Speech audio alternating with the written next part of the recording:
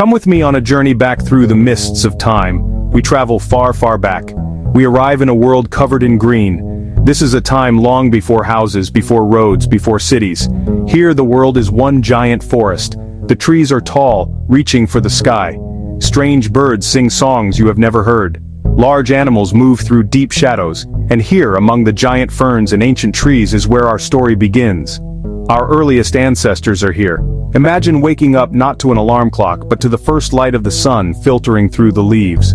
For these early people, the forest is their home, their shop, and their school. They do not live in one place for long. Instead they move, following the seasons, following the animals. They gather what the forest offers, sweet fruits from high branches, tasty roots from the ground. Life is a constant search for food and a constant watch for danger. These people live in small groups, a family of sorts. They look after one another and share what they find. They know the forest intimately. They can read animal tracks and understand which plants are good to eat. This knowledge is passed down, not in books but from one person to another, from the old to the young. Their lives are woven directly into the fabric of nature. There are no walls to separate them from the world outside. At night, they huddle together for warmth and safety. This is a life of pure connection to the earth, a time of wild beginnings. One day something incredible happens, a change that will alter our story forever. Perhaps a bolt of lightning strikes a dry tree and a branch begins to burn. At first our ancestors are afraid of this bright dancing light, but curiosity is a powerful force. They learn that fire gives off wonderful warmth. It pushes back the cold and creates a safe circle of light. People learn not just to use fire but to make it and control it. They can carry a burning ember from place to place, a precious treasure. Fire changes everything about their food. Cooked meat is easier to chew, tastes better, and is safer to eat. Suddenly, the evening is different. Instead of hiding in the dark, the group can gather around the fire. They can share stories, mend their tools, and feel a new kind of closeness. The fire becomes the heart of their community. Another brilliant idea is taking shape. Our ancestors look at stones and see that some are sharp. They discover that by hitting one stone with another, they can shape it and make a sharp edge. This is the first tool. It might seem simple to us, but it is a revolution. With sharpened stone they can cut meat easily, scrape animal skins for clothing, and shape wood into spears for hunting. This is the beginning of technology, of using our minds to change the world around us. These new skills make life easier and safer. With better tools, hunting becomes more successful. Fire and tools give humans a new power. They are no longer just surviving, they are starting to shape the world. For thousands of years we were wanderers, moving with the herds and seasons.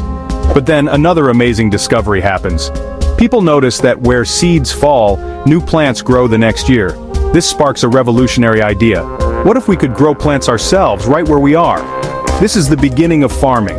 People begin to plant seeds for grains like wheat and barley. They learn to water them and care for them. For the first time, they have a reliable food source in one place. This changes absolutely everything. If your food is growing in a field, you cannot wander away. You must stay to protect it and harvest it. And so people begin to build permanent homes. They use mud, wood, and stone to build simple houses. 1 house, 2 houses, 10 houses, then more. These become the world's first villages. Life is no longer a constant journey. It now has a center, a place to call home. People also begin to keep animals, goats and sheep for their milk and wool. They are no longer just hunters, they are farmers and herders. Living together requires new rules and cooperation. People must work together to plant and harvest. Different people become good at different things. One might be a tool maker, another a weaver, another a builder. People begin to trade their skills and goods with each other. The village becomes a place where culture begins to blossom. The roots we put down allow our societies to grow tall. As villages grow larger and more successful, they begin to change. Some grow into towns, and some towns grow into cities. These are bustling places with thousands of people. Complex stone houses, grand temples, strong walls.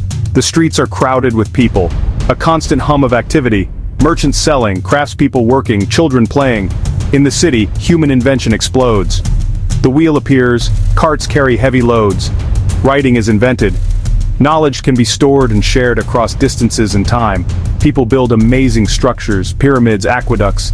They study the stars and create calendars. This urban life is a world away from the ancient forest. Most people live inside walls. They wake in a house, walk on paved streets, work in buildings, surrounded by human-made things. Nature remains in parks and gardens, controlled pieces of the wild. The connection to Earth is less direct. Cities grow into landscapes of steel and glass. Inventions become even more incredible. We build machines to fly. We create a worldwide web of wires and signals. From a small group around a fire to a global community of billions. We traded the deep silence of the forest for the constant hum of the city. We traded the simple stone tool for the complex computer. Our world is wired and wonderful, but it began with that first step into the great green forest.